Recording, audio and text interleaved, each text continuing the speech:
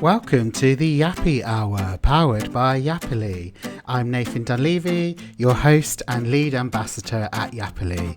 This podcast is your go-to space for real talk, practical advice, and expert insight into the world of dogs. Today, I'm joined by a very special guest and someone I've had the pleasure of mentoring through my own mentoring program, Vanessa, the founder of Jack's Mum Dog Training and a passionate advocate for one of the UK's most graceful and soulful breeds, the Whippet. We're diving into all things Whippet, what makes them tick, how to set them up for success in your home, and what prospective owners should really know before falling for those gorgeous doughy eyes and aerodynamic bodies. So grab a cup of tea, settle in, and let's get started. This computer. Welcome back to the Yappy Hour, powered by Yappily. I'm your host, Nathan Dunleavy, and I'm so excited to bring you another episode of the Yappy Hour today. I'm even more excited that I've got a very special guest with me today, and that's Vanessa. I've known Vanessa for a few years. We hang out in similar circles. We first met on an SA course together through Julie Naismith, and I've also recently had the pleasure of mentoring Vanessa in her own business. So I feel extra special today that she's joining me. So Vanessa, welcome to the Yappy Hour. How are you? I am really well. I'm really excited to be here. And yeah, I love working with Nathan. First met Nathan on the Julie Separation Anxiety course, and obviously done some mentoring with you as well. And yeah, I think you're a really cool person. So yeah, excited to be here and excited to be on this amazing podcast. Yes, I'm so excited as well. Our first part of the podcast episode is all about getting to know you, Vanessa, and obviously intros and stuff. If we could just start really with your background, obviously, it's great that you're here. You're going to be one of our breed Pacific experts as well, so no pressure. So we're talking about the amazing Whippet breed today. So could you first tell me what inspired you with Jack's Mum Dog Training, please? Yeah, so Jack's mum dog training is inspired by my late Whippet Jack, who was named Jack because we lived in East London at the time, where I still live, and he is Jack the Whipper. Yeah. And that was my first Whippet. So I had lived with lots of other breeds. I lived with a golden retriever, with a sheltie, with a Doberman, lived with Belgian shepherds, lived with a Staffy. And my partner at the time, Ben, was a northerner, and we were thinking of getting a new dog. And he was like, "Oh yeah, we're going to get a Whippet." And I was a bit like, Whippet is obviously totally different from the breeds I knew, but we were fostering a Staffy called Princeton at the time, and one of his best friends was a Whippet called Walter the Whippet, whom I really liked. And I did a lot of research into Whippets, and yeah, we got Jack. Unfortunately, Jack was quite unwell. Despite him coming from a really top breeder, he did suffer some autoimmune issues, and we lost him really young, only 4 years old, which Yeah. was the worst, most. I know, I do know a bit about this story, so Yeah. But through bless you. obviously I learned a lot about Whippets. I met a lot of other Whippets through Jack. And I did really feel that I wanted to do something in his memory, and I really fell in love with the breed. So yeah, when I started my dog training business, I worked with a lot of Whippets, and I've worked with over 500 Whippets now. Have you really? Yeah, 500 Whippets. 500. That's the dream, isn't it? In 4 years. Wow, that's a lot of Whippets It's in 4 years. crazy. Yeah, I usually see sort of 20 or 25 people a week. But yeah, I love the breed. I'm in love with Whippets, and they've got a bit of style, lots of sass, bit of emotional instability, just like me for my match. Brilliant. Yeah. So that sort of answers my next question, really, is around your personal experience with Whippets. So, what drew you to the breed? So, obviously, the fact you had Walter the Whippet, which was your rescue that you fostered, Jack the Ripper or Jack the Whippet. So, a little bit of play on words there. So, obviously, it sounds, even though you did get him from a really reputable breeder, obviously, he did have some, Yeah. issues, bless him. But it sounds to me what you did all your research before you even you got the breed, which is so Yeah. important, isn't it, to research into the breed? Yeah, and it really is. And also with whippets, like with a lot of breeds, you get different lines. So you get show whippets, you get racing whippets, and then you get more of the working line, sort of coursing whippets, which are totally different. So your show whippet is more of your couch potato, a bit like you think, oh yeah, they're just going to sprint twice a day and then they're just going to chill out, walk around in fancy clothes. But if you get a dog from working stock, they are really feisty and they're not always the easiest. And yes, with any breed, yeah, as you said, you need to find out what their traits are. So with Yeah. clients, if I bring a golden retriever home tomorrow, which I don't plan to do, and I'm driving home in the car and I'm thinking about what my life will be like with that dog, he will also have ideas. He will think I'm going to take him swimming 3 times, the golden retriever. And again, with a whippet, you need to know what their needs are and how you're going to meet that. Exactly. And that is so important. And really do your research. Don't just Google once and then hope for the best, but speak to breed clubs, speak to owners, speak to rescues, speak to other whippet owners and trainers, etc. Is my Lovely. So then once you got Jack, that inspired you to get into dog training, did it? Yeah, so I was already into dog Of training. course, you were helping out like some Yeah. training things. So I've done lots of volunteer dog walking since I've been 6 years old, like nagging my neighbors. Can I walk your dog? And then dogs as well. And I've done lots of dog walking at shelters. And I was volunteering already a few years before I got Jack. I was volunteering at a kennel club, dog training club, and I was doing a lot of training there with a border collie, actually called Busby, belonged to a friend of mine. And I thought, oh God, Busby needs a bit of training.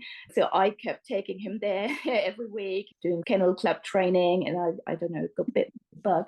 And then, yeah, when I got Jack, then I obviously had my own dog. And what I actually noticed, because I'd done a lot of training with the border collie and with dogs like Belgian Shepherds, super clever dogs, you notice, oh my God, this Whippet is actually super clever, because there are a lot of preconceptions that Whippets are not that intelligent. And a lot of people that come to me for training, they've been at dog training clubs and they've been told, oh yeah, Whippets are a bit stupid, or oh yeah, they're not. Oh God. I know. Can you believe that? How rude. You wouldn't say that to any client anyway, wouldn't you? uh, But yeah, Whippets are actually very intelligent. yeah, lovely. Thank you for that. And yeah, my best friends have got a Whippet called Oscar, and he is lovely, bless him. All right, thank you for that. So we're going to move on to part two, which is all about getting to know the Whippet. So Vanessa, what defines a Whippet beyond the elegant frame? Yeah.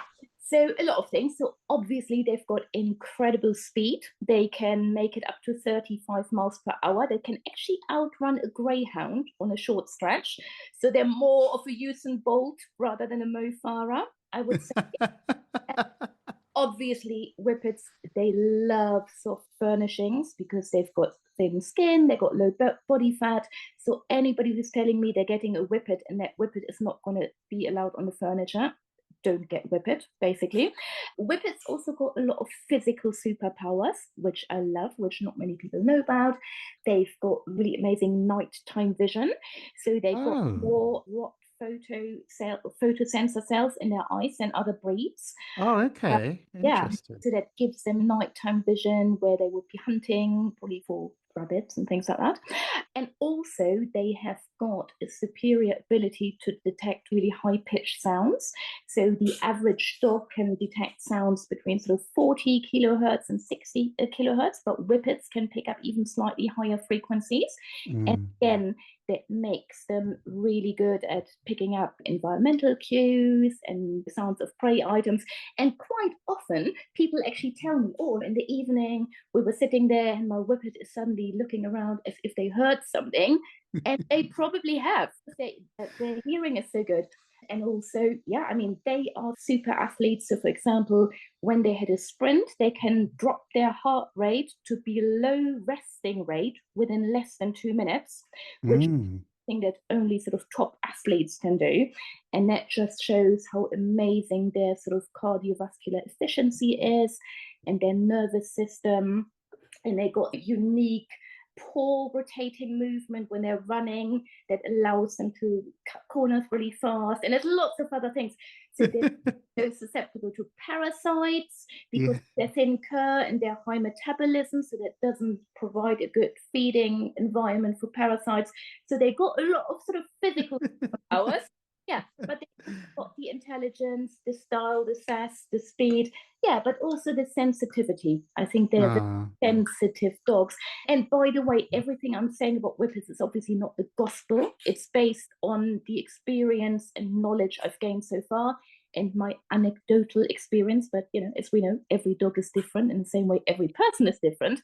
Yes. Every dog has got different emotional experiences and different genetics and health and what's going on for them. So I might tell you something about my experience with Whippets, and you might listen and think, oh no, my Whippet is totally different. And that is fine, because also we as guardians, owners, trainers, we have a unique sort of experience of the way we see things. So nothing is black and white. Just wanted to put that out there. No, that's fine. Always work with the dog that's in front of you. And Yeah. you say we're all different. Life would be boring if we weren't.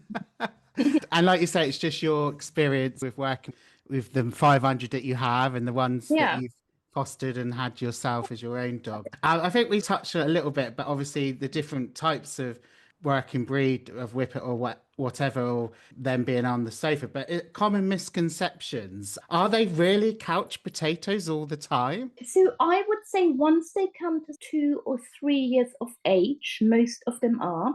But I do find young Whippets in the first couple of years, they can be extremely challenging for first-time dog owners. So a lot of people get a Whippet and they think, oh yeah, it's going to be really easy. One thing I would say that from the age of 8 weeks, they do want to sprint. They do want to run. They are very feisty, and they're also motivated by chase and grab. So they're very, very bitey. And I think young Whippets are not always that easy to leash train. Yeah, so Okay. walk on a loose leash, because they are. I remember the first time I put Jack on a lead when he was a puppy, and I thought I had a wild horse on my hands. And I thought, what? I've never experienced anything like it. And now I see that all the time with Whippet puppies. I'm like, oh yeah, that's normal. There are things you want to avoid with a young Whippet puppy. You don't want them on a really long lead, because they will just charge to the end of the lead and do a 4-foot jump and give themselves a whiplash or slip disc, depending on whether they're on a collar or harness. So you start them on a short, but obviously loose lead, a nice smiley lead. But there are things like that. So yeah, I would say, again, it depends on the line, and every dog is unique. But I would say the show Whippets, they really are couch potatoes. So I have got a dog that I love called Indy, who stays with me a lot. Oh, Indy Whip. Yeah. And he is literally asleep for most of the time. He just eats a chew. He takes himself off to my bed, not to be seen again until the next day, pretty much. But then there's another one I look after a lot called Prince, and he's more from hunting stock, and he is very feisty, very active, very muscular. And the ones from working stock usually got longer legs, deeper chest. You can see really muscly. So I would say, yeah, it depends on the sort of line that you go with. And again, you're Whippets, again, more active, probably need a bit more exercise. And any Whippet, I would say, you get a much better day with your Whippet if they can have a free run in the morning and they get the system and their needs are met in that department. So if you are not in an area where you can let a Whippet off, or you're not willing to let your Whippet off the lead, then there is, in my opinion, not a good breed for you, because there is like not allowing a spaniel to sniff. It's that sort of thing. They have to run. They are engineered to do. Yeah. And your point about obviously at 8 weeks they want to run, that must be hard to navigate, because obviously we all know with puppies, when they're not really meant to be walked loads because they're still growing. So if you've got this little funny fast beast wanting to run off, you've got to rein them in a bit. Yeah. So it's a bit having some sort of prehistoric homicidal wombat in your home. Yeah. So really, there are a few considerations. So I would say we all know that, for example, wooden floors and slippery floors are obviously not safe for dogs. But if you've got a tiny whippet at your home that is zooming around your home, you need to be extra careful. So you definitely need rugs or have toe grips on them. I think you also need to be very careful with them sort of jumping on and off furniture, because spiral breaks in the forelimbs are really common in whippet puppies, jumping off sofas. So I usually recommend either get a little ramp, Yes, in the small, and teach them to go up and down the ramp, or you lift them on and off in the beginning until they're sort of fully developed. And the other thing with whippets is, like with most breeds, mental stimulation and channeling that energy into sort of enrichment and calming activities, trick training, all of that. Because if you're not doing that, and if you're not managing that energy throughout the day, then yes, they will zoom around your house. So yeah, that is really important. And with a whippet, I think it's extremely important to, maybe even more so than with some other breeds, to help them upregulate and downregulate, because they are adrenaline junkies. And if you allow them to go up there too high, I wish you very good luck in being able to bring that back down. And I get that sort of recall issues, that people just go to the park and clip their whippet, hope for the best, and at some point they're sky high in adrenaline. You can't get them back. And you need to be a little bit crafty with a whippet and help them a little bit. lovely, brilliant. Lots of useful information there. So Yeah. we'll be coming on to training in a bit later on the episode. But from your experience, Vanessa, of working with whippets, have you come across that? Obviously, because we're both trained in separation Yeah. anxiety, I know you do still do some SA work. But from your experience of many whippets, do many whippets suffer from SA? Absolutely, yeah. I think that is one of the main issues that I work Really? with. So, with my separation anxiety, and again, of course, that is just my anecdotal experience, but pretty much all the dogs I work with are whippets, greyhounds, mini dachshunds, spaniels, and cockapoos. The odd That people. That's that it. Yeah. that's so funny because I worked with a lot of cockapoos, a lot of beagles. Oh, really? Beagles? Yeah, beagles, Yeah. cockatoos, and dachshunds, but I didn't work with any whippets. But I did know that you'd had Mm. some whippets, so that's interesting. Yeah, so they are definitely prone to it, and they are Velcro dogs. They crave that sort of warmth. So, for example, historically, miners used to use whippets as live hot water bottles for their children, and allowed them under the covers for the kids to keep their kids warm, because they couldn't obviously afford heating and anything. Oh So wow. they crave that sort of that warmth, that That, comfort. yeah. They crave being close to you, and you can absolutely teach a whippet to be home alone for a few hours.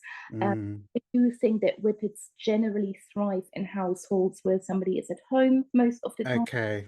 Good They to really know. bond, they're very affectionate, and also because they are so sensitive, you need to be even more careful in getting them used to home alone time at a pace they can tolerate and cope with, like with any dog. So the thing I compare it to, if you were scared of heights, I wouldn't take you parachuting and bungee jumping tomorrow. You would say, very much, Vanessa Zersky, never want to do it. I go up the first step of that ladder 100 times, Yeah. and then the second, and you would think, oh, I can do that. And we might even go, probably go a bit like a graph, not in a straight line. Dog robots. And with a whippet, you want to be really careful, because, yeah, once you got a problem, they are very sensitive creatures, and it can become quite difficult to rectify.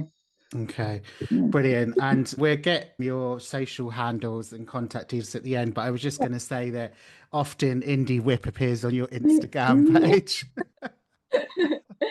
Thank you. That's nice.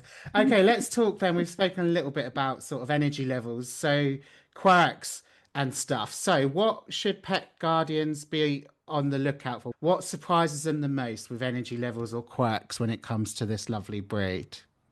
Yeah, so quite a few things. So one thing that one must be really careful with is securing your home a little bit. So, for example, whippets can very easily do a 4 foot or 5 foot high jump.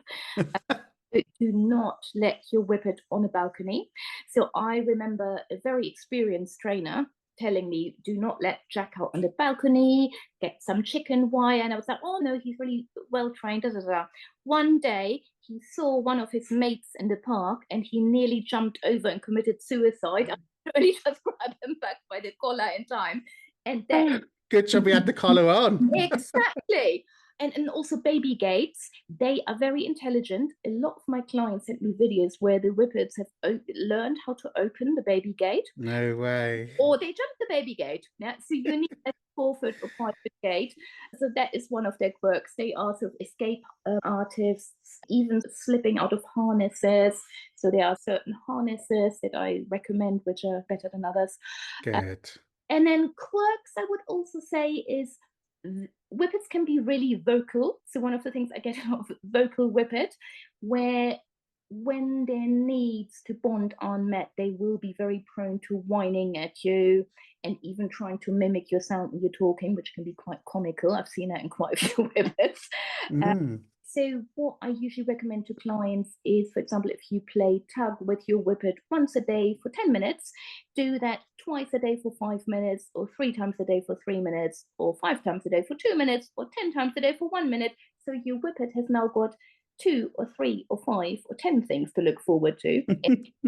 And we're spreading that energy out throughout the day, or we're setting ourselves a timer every hour. We're now going to do, 30 seconds of tug. So managing their energy. And the other thing I get a lot is counter surfing with Whippets. Yeah? Yes. Jump up on kit. They are scavengers. So it's really, I always think, don't let them go wrong and then nag them or tell them or prevent them from going wrong in the first place. Yeah. I recommend, then you can have a great bond with them. With what I did with Jack, I just had a baby gate to the kitchen. And from day one, when I was cooking, I would just settle him behind the gate with a Kong or something like that. And he would just know that he's not coming to the kitchen. And when they're a year old, you remove the gate and they the kitchen because you've conditioned them not to do that. Yeah. And I think what I see a lot is Whippet is on the counter and the owner is shouting off. So number one, put some management in place. And number two, teach 4 paws on the floor. Yeah. It's more rewarding. And the other thing is that Whippet, they are fussy eaters. Yeah. So quite often, more often than not, they will eat a food for 2 or 3 months and then they're not going to eat it again. And if you don't give a Whippet at least 1 croissant a week, that qualifies as serious Whippet abuse. What was that? A croissant? They love croissants. There's lots of stuff on social media with croissants. It's hilarious. No, I never knew that. Yeah, croissant. So if you just feed them dry kibble, there's some great kibbles now, and then they see you eating croissants and other food. That's like me feeding you dry cereal 3 times a day, and then it takes Italian deli. And they are fussy eaters, and they are little divas, I would say, in the loveliest of ways. And why not? And why shouldn't we spoil them with good food, right? Yeah, I love that. So what I'm taking from it is that we need to be setting them up for success. Like with all dogs, a lot of control and management, and dogs are animals and animals are unpredictable. You need to prepare for the unexpected. So thank you so much. Moving on to our next part of the episode, which we've touched on a little bit as well, but it's living with a Whippet. So I'd imagine it's a full-on fun time. What kind of households, from your experience, Vanessa, do Whippets thrive in, please? Yeah, so I think because they are so sensitive, I would say a calm and quiet household. So I don't think Whippets thrive in households where there's a lot of shouting, tensions, anything like that, even more than other breeds. Are very sensitive and they can very easily become withdrawn, depressed, fearful. A lot of Whippets that have got separation anxiety also got noise phobias. I mean, like other breeds with separation anxiety as well. But definitely a quiet household. Definitely important that they either have some comfortable beds because they are quite bony and got low body fat, and they need that comfort. A household, where the Whippet is allowed on the furniture, is allowed to snuggle. That is important. I wouldn't say that When I say quiet, I mean tension-free, because Whippets are, in my experience, great with children. Yeah. Obviously, with children and dogs, you always must supervise and be careful, and they shouldn't be left alone. But yeah, historically, they were used as hot water bottles for kids. Yeah. Because they are also so gentle-natured. So I would just say a calm, friendly household where they can be on surf furnishings, and somewhere where the Whippet can free run close to the home. It's all really important as well that they can run. Lovely. We touched on my next question here, so let's go on to it. Is the relationship with other dogs, cats, and kids? What's that Yeah. all about? So other dogs, I do find that sighthounds are very much drawn to their own kind, generally. Interesting. So I do find that Whippets, they love being around other Whippets or greyhounds or Salukis or Italian greyhounds, mainly other Whippets and greyhounds.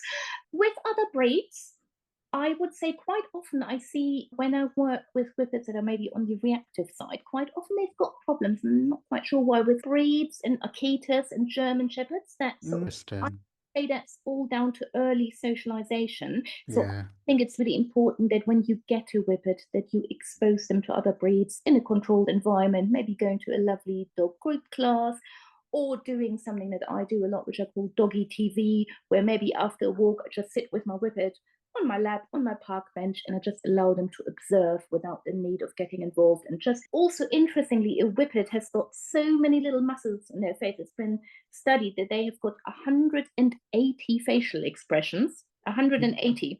And some flat-faced dog will only have 90, and they might look at a dog thinking, what on earth is wrong with that guy? And they can't read that and they get freaked out. I think it's really That's important. true. Yeah, to socialize them.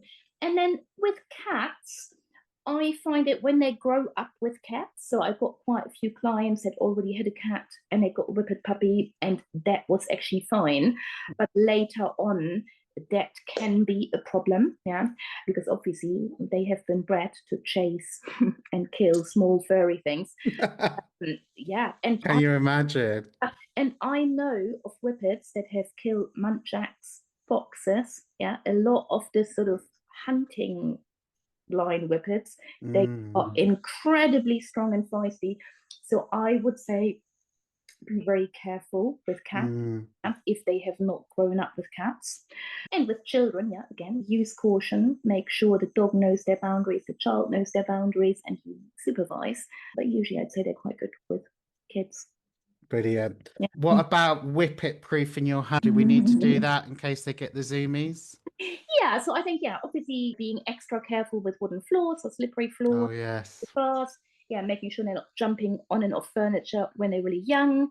Yeah, making sure you've got the higher gates in place. But other than that, I would say it's pretty much the same as other dog breeds, obviously with puppies. Make sure they're not chewing your iPhone cables. But that's just standard. Oh, your earpod is one of my dogs got my earpod. Yeah. Chewed up the end. Lovely, jubbly. Let's move on to part 4, which is all about training and socialization, which we have touched on. So, Vanessa, from your experience, are Whippets easy to train, and what should people expect? So I think yes, but generally Whippets are very easy to train. So they pick up all the sort of standard training stuff, recall, tricks, all of that. I find sit, stay down, all of that sort of stuff really easy. I think the things where people struggle a little bit is probably 3 areas. But again, if you know what to do, those can be quite easily navigated. So number 1, I would say, is the home alone training. So build home alone time. So you can do things like teaching the puppy not to follow you around the house. So, for example, there's the Magic Map game by Julie Naismith, which I love. I love the Magic Map game. It's amazing. And dogs love it. So it's They do. Yeah. So basically, that is teaching your dog a sort of structured 25-minute downstay, step by step, which makes it really rewarding for the dog to stay in one place, not follow you around. And I do find if you practice it 4 or 5 times a week, after 2 weeks, when you get that mat out, you will hardly be able to put it down because the dog will be so excited to get onto that mat, which is just lovely to see. And I get a lot of clients that tell me, oh, my dog Zero went to the in-laws. He was lying on the doormat all weekend. So they start to lie on anything that looks like a mat, which is quite. And one of my friends, who's a specialist Whippet walker that I sort of cross-refer with, he always says that the Jack's Mum alumni, he calls them, they lie on anything that looks like a mat. They lie on there and they stay there. They're excellent. So that is important. And then building up home alone time really slowly. So in the beginning, even when you've got 5 minutes and your Whippet is sleepy but not asleep, just walk in and out of that door 100 times. And again, hello, as if you're walking in and out of an office. And then once the dog is not following you around anymore, you then build that up slowly, again, at the dog's pace. And important not to allow the dog to get stressed or cry it out. So if your dog gets stressed, that means you need to go more slowly at a pace the dog can tolerate, so that we're building positive associations around home alone time, not negative or traumatic ones. So that would be one. So it's really all about teaching them to settle, teaching them not to follow you around, teaching them a bit of independence and building up slowly at a pace they can tolerate. Then the second thing I think people sometimes struggle with Whippets is the lead training in the beginning, because they're wild, jumpy. So I would usually say, actually teach them what the heel position means as a trick, make that really fun. So I do a lot of, tricks that teach you with it, that being in close to proximity to your legs is fun, like spins and twists and leg weaves and middles. And then we do heel as a trick. And then we do a lot of walking around heel in the house without a lead on. And then we add in a short but really loose lead. And then we practice it outside. But don't put them on a harness or even a collar that's really long, because they will jump to the end and give themselves a whiplash. So be careful with that. And again, short training sessions with puppies, set up with play, with enrichment, with rest, etc., etc. And then the last thing I think that people struggle with a lot with Whippets is recall. Because they are obviously adrenaline junkies, and as I said, once they're up there, it's difficult to bring them down. So I would say a couple of things that are really important. So when you take your Whippet for a walk, I always say to clients, don't walk the dog, work the dog. And I don't mean we're now going into some sort of obedience drill, but what I mean is split your walk maybe into 10-minute increments. So we might park and we start with some scent work, bit scatter feeding, or the tree game where we're sticking some trees into all the gaps of a tree trunk. And then we do some breed specific running games, and we are now part of that, so that the dog is focused on us. And then we're practicing some tricks, and then we might be sitting on a park bench and doing some calming touches, maybe some tea touch sort of style. And then the Whippet can maybe run with some other Whippets, and then we do something calm again, but you need to upregulate and downregulate. And the other thing I would say is, because they're so driven by chasing and hunting, food usually does not work that well for Whippets with a recall. Now, so if I'm in the park and I've got a piece of food here, and there's a squirrel there, some other dogs running there, football there, tennis ball there, unfortunately with a Whippet, they are very unlikely to come for the food, even if I've got caviar. But they're so effective. If you work with the emotion and the excitement, I find that works a lot better. And my clients always tell me that's a total game changer. So we do a lot of reconditioning the recall word by just saying Fido, come, or whatever, and then exploding with excitement, cuddling this Whippet for 10, 20, 30 seconds. And then the food can be the icing on the cake. But it's not the only thing. It has to be about the excitement, and it has to be about you running around with the dog as well, and you doing breed specific games with your dog, so that you now become interested and you're doing something that they are genetically compelled to do, but you're part of that. And those are the areas. And with a prey drive, you get that as well, obviously. But again, similar to the recall or anything with a Whippet, don't unclip them and hope for the best. So you need to channel their energy into different activities and focus them on you.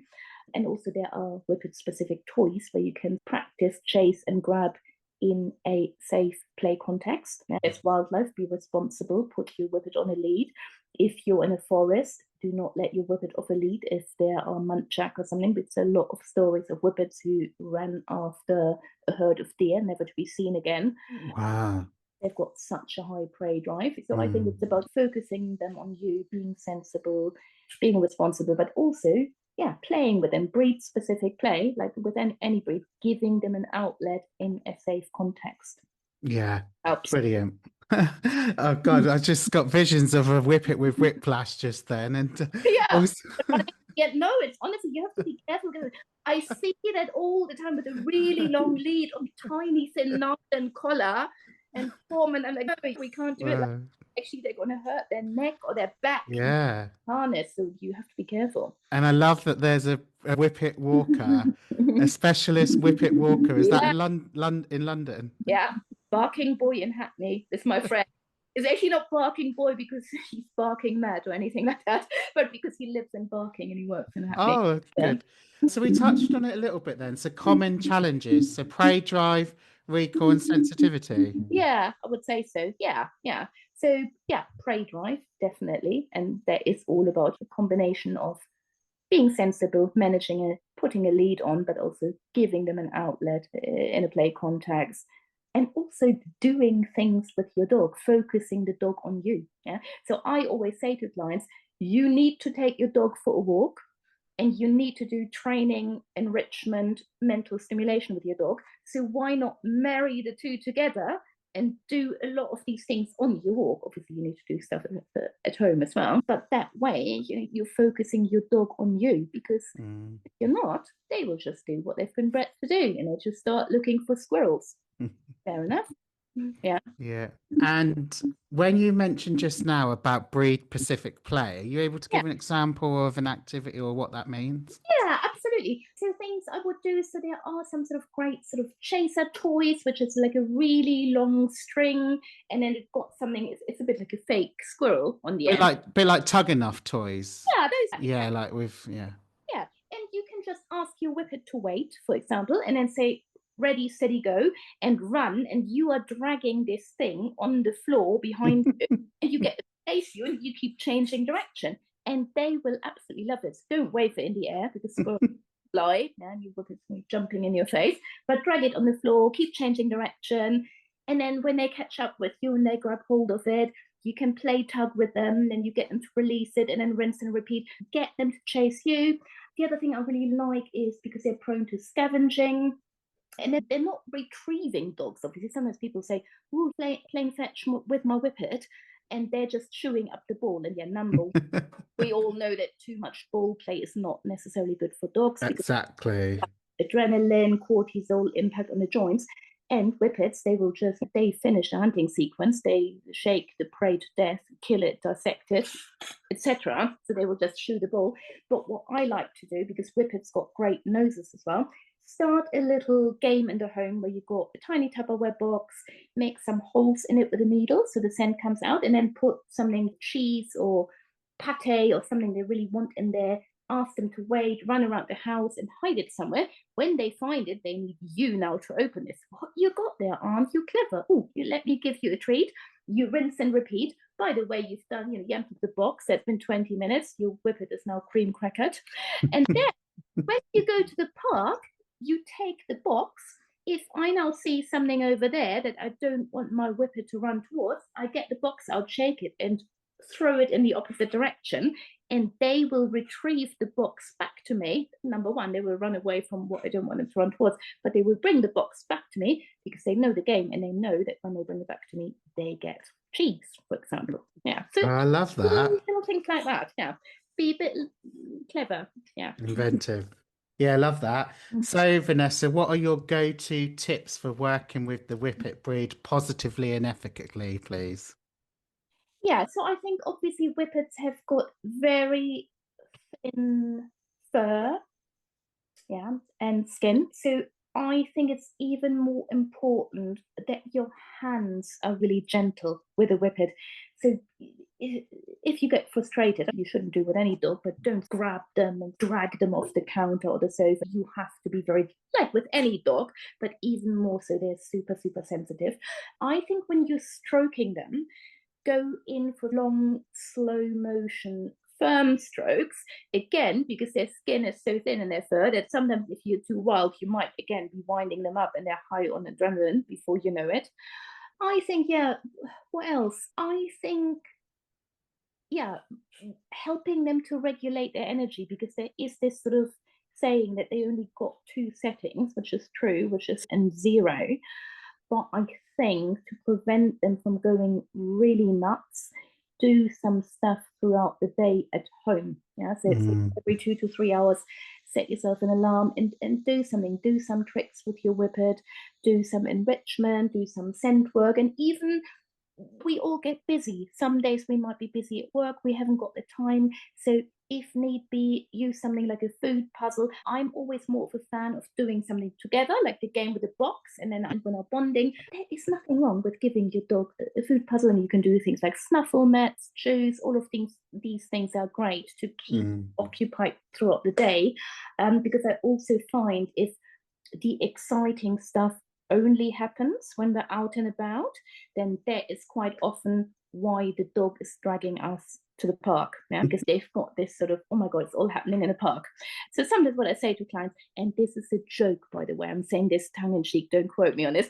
Sometimes I say to people, okay, if for the next 6 weeks I had a veterinarian wait in the park and take your dog's temperature up their bum, they wouldn't be pulling you towards the park anymore. And I'm not suggesting that anybody does that. It's a joke, but what I'm saying is about the associations.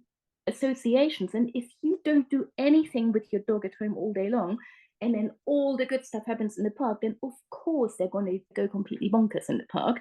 But if you're doing play with your dog at home and in the park, so we're balancing things a little bit. Brilliant.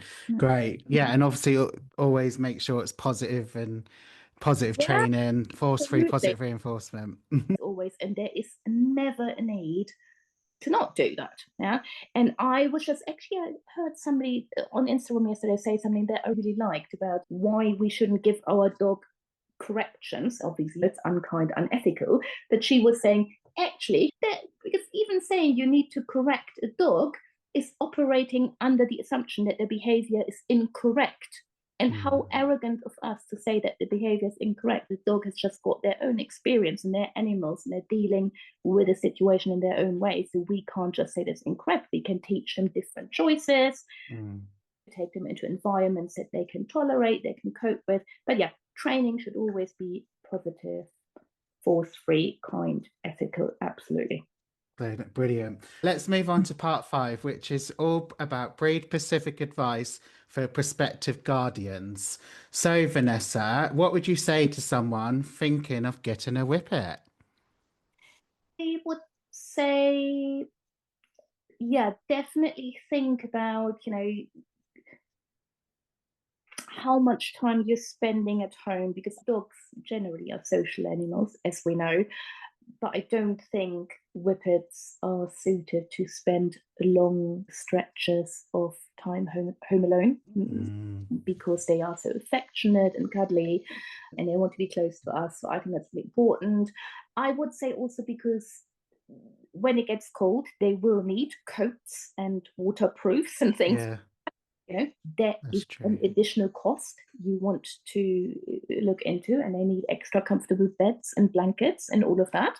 So obviously there is that financial implication that you want to be thinking about. Yeah, are you living somewhere where the dog can free run? And also, I do actually think that when you have a Whippet, again, some people may not agree, I think you need a certain level of fitness, because they really thrive on playing running games with you, where you are running with them and you're what they want to do. So I think, yes, if you're not that mobile, you could still, have a lovely relationship with your Whippet, and they could still run around with other dogs or other people. But I do think that they really, really love playing those games with their guardians, and people always tell me that for recall training, that has been an absolute game changer, and then they'll get complimented on their Whippets recall. And I think running with them and doing stuff like that with them is important. Good. That brings us nicely on to daily needs, enrichment, exercise, and comfort.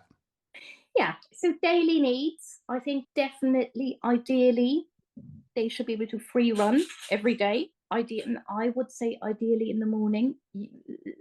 I find if they free run in the morning, they're going to be happy and you're going to get an easier day with your Whippets. So I find if they haven't got a good run in the morning, they can be more vocal, whiny, because they're getting frustrated. Yeah? Their needs have not been met. And I would say because they are so affectionate and they're bonding with us, they really love trick training and doing stuff with you. So I'm a really big fan of I give chews, kongs, and all of these things as well, and towels and snuffle boxes and free work, but they like doing things with you. Yeah? So playing with you and doing trick training with you, anything sort of teamwork. So always think about, how can I actually be part of what my Whippet likes to do, and how can we do things together? I think that's really important.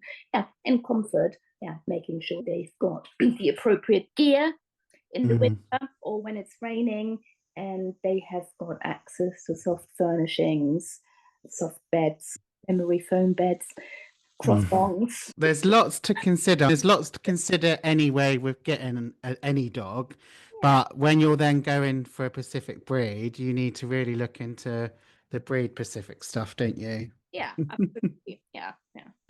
All right. So how about then what considerations need to be made for a rescue Whippet versus a breeder, a Whippet from a breeder? Yeah, so I think that's a great question. And I think there is a misconception about rescue dogs that they all got terrible issues. A lot of rescue dogs, they are just second-hand dogs. So maybe sometimes, unfortunately, a guardian passed away, or family split up, or they lost their job and they maybe couldn't keep the dog. And I think, I know a lot of rescue Whippets that fitted into their home from day one. Never really had any issues, but obviously, do your research, go through a reputable rescue, and if the Whippet has got any sort of behavioral issues, then obviously make sure that you hire somebody to help you with that as soon as you bring that dog home. Yeah, with a puppy, again, with puppies, the things you need to be thinking about is sleep deprivation. It's hard work in the beginning, but also maybe you want to make sure that you socialize and train your dog from day one in a certain way, and maybe you want to experience puppyhood. So I think I'm not pro or against one or the other. I think as long as you go through a reputable breeder or reputable rescue, whatever you feel is best. But I would say, number one, don't operate under the misconception that all rescue dogs have got terrible problems, because a lot of but obviously, if you know that you are adopting a dog that has got sort of behavioral issues, then you need to be prepared to work on that with a professional. You can be happy, and more importantly, the dog can feel happy, safe, secure with you. They can have a good quality of life. You're helping that dog with their emotions to feel better, to make better choices, etc. Yeah. Brilliant. Thank you so much. So we're going to stop talking about Whippets just for the next part of the episode. So we'll be coming back to Whippets in a minute when we start to wrap up. Part 6 is just all around your mentoring journey with me, Nathan, as your mentor. So we're just going to spend 5 or so minutes having a quick chat about that. So just reflecting on your time when you did your mentor with me, were there any standout moments for you, Vanessa? No pressure. The main reason I came to you was because I felt really burned out at the beginning of the year, because I was seeing so many people and I was doing everything by myself, and I was on my phone like 34/7, all of these questions.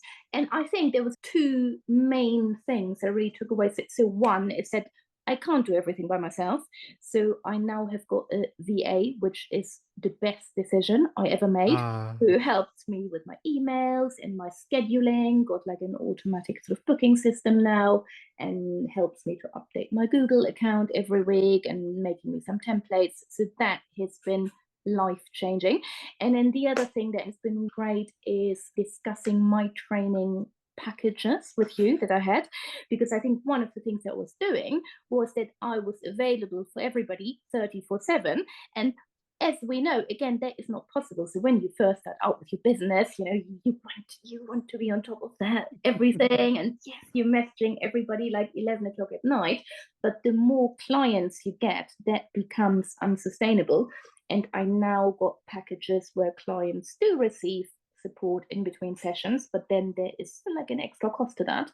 And there are packages where they don't receive that. And again, that has made a massive difference to my free time. And I now feel that has also improved the quality of my training, which I think has always been good. You know, I'm blowing my own trumpet here. That's fine. You blow away. Yeah, lots of things I'm not good at, but I'm good at dog training. And I still have 176 five-star Google reviews, which I'm proud of in 4 years. That's And pretty and good. so you should. And I was going to Yeah. say, obviously, like you are an amazing dog trainer, but it just meant that you struggled maybe with some of the business aspects, Yeah. and And that's okay. And that's where a mentor comes in to help with that. yeah, How did your business or how did your confidence grow through the experience?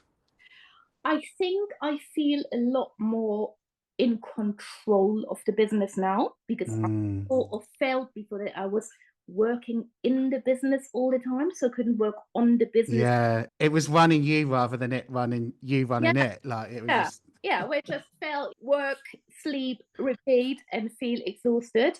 yeah. Now I actually feel I do actually, because I've got these special training packages now where people do pay for the extra support if they need it. And I've got Alison, my VA now, that has taken a lot of pressure off me.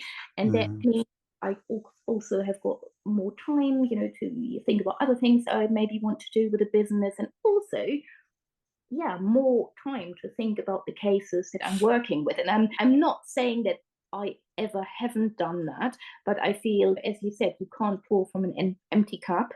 And I feel now that I'm more rested and I'm more healthy and I feel more organized. Yeah, I have got much more of a bandwidth to give more to clients. And another thing, I've got a discovery call book for the pet business accountants that you recommended. So I'm now really, oh, great. I can't do everything by myself. Nathan was right. This is a lot better. And yeah, I feel a lot more, I feel a lot more positive and a lot more rested and excited because Yeah. it got to the point in January where I felt You like, were burnt out and you were getting poorly and yeah, just running on empty. yeah, and yeah, now I'm in a much better place again, which is fantastic. So yeah, definitely recommend working with Nathan if anybody needs help. Nice little shameless plug. So I think it's good to know how just by getting some support and help, that really helps to empower you to be a great pet professional because like Yeah, you say, you feel like you're giving more back now that you've got that support. yeah, absolutely. Mm. Yeah, and I think we all think that we can maybe do things by ourselves. Yeah. Think, you know, I think I am a bit of a control freak to an extent. Same. Well, yeah, work to a really high standard. So even when I had a few days off and I knew my VA was looking after my emails, even the first few days I was checking it. And I thought, stop doing this, Vanessa. Have a holiday. Yeah. You can't do everything. You just Yeah. can't. And I think ultimately you need to be thinking about what is really, which things do I have to do, which are the things that only I can do, and Yeah. the things that I can let go of. And even if it's not 100%, it's taking a lot of pressure away from me and it allows me to focus on my vision, my mission, my purpose. Yeah. Why am I doing this? What Yeah. I want to achieve, etc., etc. Like I said, like you can be an amazing dog trainer, which you are. You've got 170 plus five-star Google reviews, but sometimes with running a business, you do just need that little bit of help and support. And I just think even simple things like we got you to get a separate phone number and a Yeah, separate phone and to have an out of office reply message when it was your day off. exactly. Just Yeah. little things like that make a huge difference, don't they? They really do, yeah. And I think it is also important. So yes, my business is obviously huge part of my identity, huge part of who I am. Obviously I also got a private life, and that is also important because you need to recharge your batteries, and it's not Do. a lot of work. And I think a lot of us we are in a job, and then we think, oh, I start my own business, do I have more time? And then suddenly, actually, you're now working 7 days a Yeah. week. You're like, hang on a minute, that wasn't the idea. But then It's over time, sort of things, yeah, evolve. it's true. You learn as you go along, don't you? And sometimes you need to learn your own lessons, because people have been telling me for ages you can't do everything by yourself. And I'm like, no, I can do this. No, only I can do this. Oh, nobody can do this. And you learn, you need other people, and other people also, even you looking at things, looking at my training packages, and just coming in with a fresh set of eyes from the outside, because sometimes we're so absorbed in what we're doing that we can't see the wood of the trees. That is just super helpful. And obviously, the other sort of pro of working with you is that you're also in the pet business industry and you know very much what it entails. And I think, like me, you are also quite sensitive and you are an empath, and you also get affected, because that was another thing when I was working with really difficult cases and they're messaging me all the time, that started to emotionally affect me as well. I'm worrying about the dogs and the guardians and and I had to learn to distance myself from that to an extent. Boundaries, all about boundaries as well. No, and that's great. And it's people by people. And obviously you chose me because you knew me anyway. And I hadn't mentored a dog trainer before, because it was primarily aimed at dog walkers and pet sitters. So I was absolutely privileged, and I'm still feel very humbled to play a very small part in your continued success, Vanessa. Thank you. Okay, this episode has been full of so much useful Whippet information that we've sailed through. So we're going to spend the last 5 or so minutes with a quick wrap up. So part 7 is just some final questions and a quick fire round for you, Vanessa. Okay. So let's go back to Whippet talk. What's the weirdest Whippet quirk you've encountered? Now that's a mouthful for me. So the funniest thing I've seen is Indy the Whippet, home alone on a camera, standing in front of his snuggle bed, where you need to lift up the cover to get in, looking around for his slaves to lift up. Nobody was there. Sigh in despair and walk over to the sofa and lie down. They can That's hilarious. but that is like a typical Whippet thing. And another thing that I always found very funny is that when we had Jack, sometimes we were cooking in the kitchen and we had something like a blueberry or something, and I'd chuck him a blueberry over the baby gate and he would play football with it for ages, like kicking around the lounge. So yeah, that's really cute as well. And the other thing that I've noticed in a lot of Whippets, and I actually read a funny story about it on the internet, is that quite often when they want a peace and quiet, they like to camouflage themselves. So I read this story the other day online about this Whippet that was at a dog show and had enough. Didn't want to be at a dog show. And actually, at some point, they couldn't find this Whippet anymore, and panic broke out. And he was a brindle Whippet, and there was this sort of camouflage style armchair, and he laid himself against it flat. He landed in, and they didn't find him for an hour. But I've heard that quite often from guardians that they couldn't find their Whippet, and they were somewhere had camouflaged themselves into the environment when they wanted to be quiet. So I think that's quite a funny Whippet quirk as well. That's hilarious. So what's your favourite enrichment activity for a Whippet? You might be the box with the holes in, but yeah. I love that one. Yeah. But also I like to use things from my household. So rather than, because I always say to guardians as well, your Whippet doesn't know that this toy cost $49.99 from Pets at Home. So why get something like, a card? I remember playing with a piece of cardboard box with Jack Park Tug, and everybody thought it was amazing. So what I do, I get something from my house and I pretend that this is the most amazing thing in the world. So remember, Whippet's got 180 facial expressions, very good at reading your facial expressions. I go, oh, what a beautiful box. Isn't that the most beautiful box in the world? I do that for 3 days, and then I put it somewhere where the dog can't get it. One day before I take it to the park, when I get a thing out, they're desperate to play with that, and then we're playing tug with that for a week. And then I spin, and then I use something else, an old sock. What a beautiful sock. Isn't it the most beautiful sock in the world? 3 days, put it away, get it out in the park. That sort of thing. Make things interesting. It's about what you make of the toy. You need to be a bit like Doctor Who, bringing the toy rather than I'm buying a really expensive toy. Oh, my dog is not interested. You need to be a bit more exciting with the toy. Yeah, I love that. I was chatting to someone on a podcast the other day and they said just about using household items. It doesn't need to be expensive. I agree. It can be anything around the house and just be inventive. So you're not using the same toy for 1 year, 2 years, 3 years, you have something new every week, then you throw in the bin, and then you use something else that you don't need anymore. What 3 words would you use to describe living with a Whippet, Vanessa?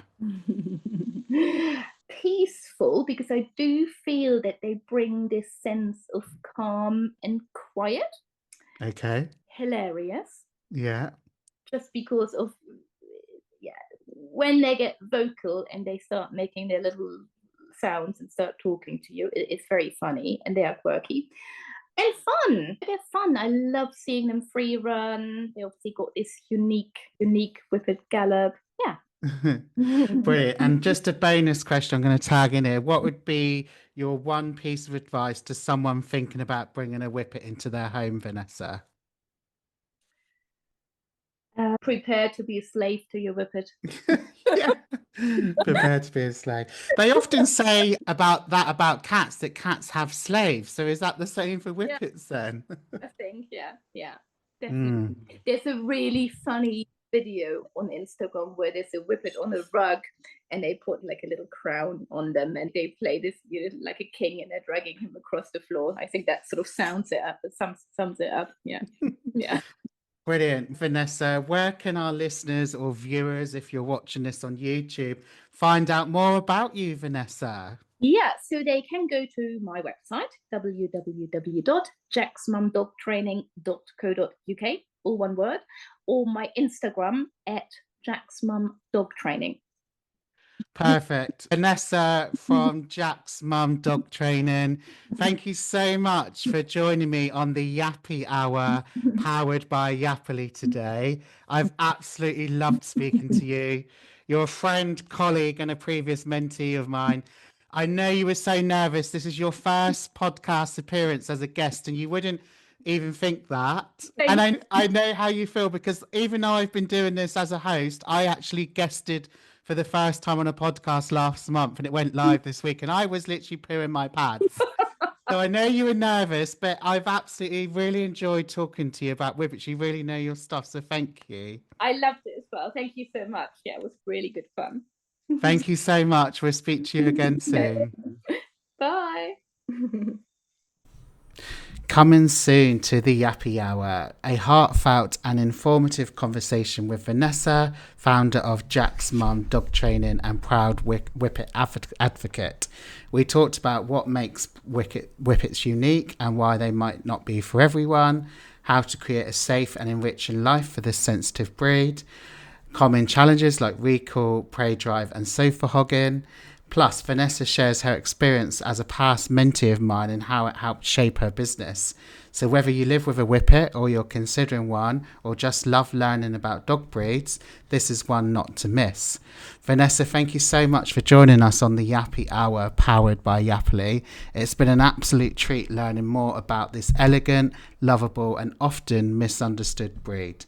To our listeners, if you're a Whippet parent or thinking of becoming one, I hope today's chat has helped you feel more informed and supported. You can follow Vanessa's work over at Jack's Mum Dog Training or via her website, jacksmumdogtraining.co.uk. Don't forget to follow the Yappy Hour or subscribe so you never miss an episode again. And please consider leaving a review. And if you're a pet professional looking for mentorship or support, come say hi at dogwalkingmentor.co.uk. This has been the Yappy Hour, and I'll see you next time.